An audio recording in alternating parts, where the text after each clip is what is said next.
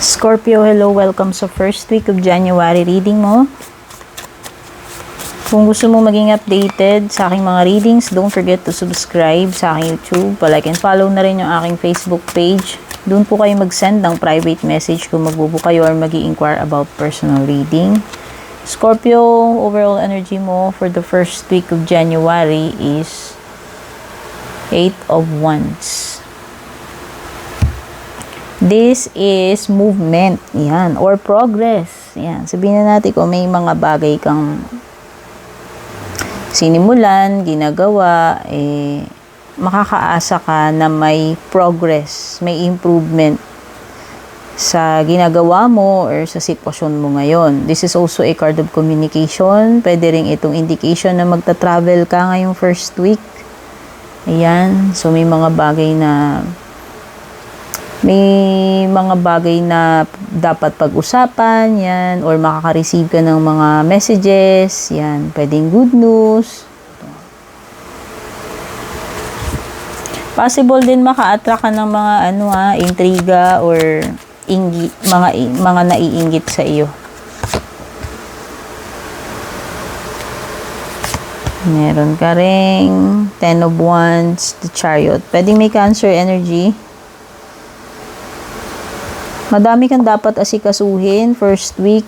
Marami ka ring obligasyon or yung mga pasanin, no? Yan, may mga bagay dito na mahihirapan ka, no? Sabihin na natin kasi sobrang dami mong kailangan na ma-accomplish. Yan, sobrang bigat ng load mo ngayon, ayan, sobrang bigat or dami ng workload, Scorpio.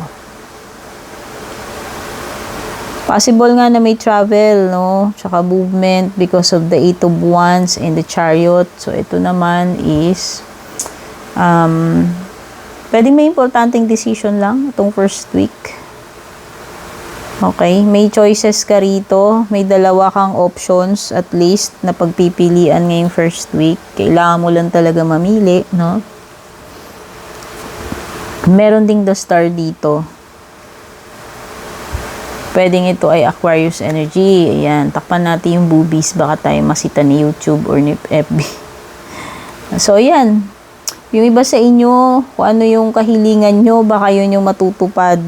No? Wish come true ito para sa iba. So, pwedeng itong first week marireceive nyo yan.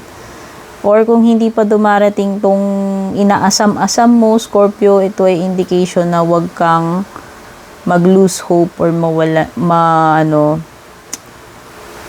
ng faith. Diyan.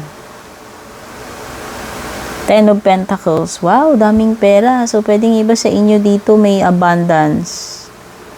No, particular sa pera at saka sa material. Pagiging kompleto. Marami, So, pwedeng iba sa inyo dito, namumutik-tik kayo ngayon ng mga pagdating sa material or sa pera. Sabihin na natin, ito ay good news or magandang kalagayan pagdating sa financial at saka sa ibang bagay. Possible na next sa iyo, Scorpio. Wow, Wheel of Fortune. Expect mo may mga pagbabago talaga. Gaya nga ng sabi ko, may progress. So, improvement ito. Ito yung mga magagandang bagay or pagbabago na darating sa iyo first week. And yung pinaka-outcome mo is the High Priestess. Dami nakaka-receive nito. Almost lahat ng signs, So, trust your intuition.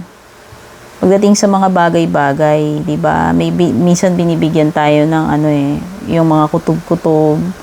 So, most likely, kung may kutob-kutob ka ngayon, malamang malakas yung intuition mo or pwedeng tama ka dyan sa nararamdaman nyo dyan. So, eto yon.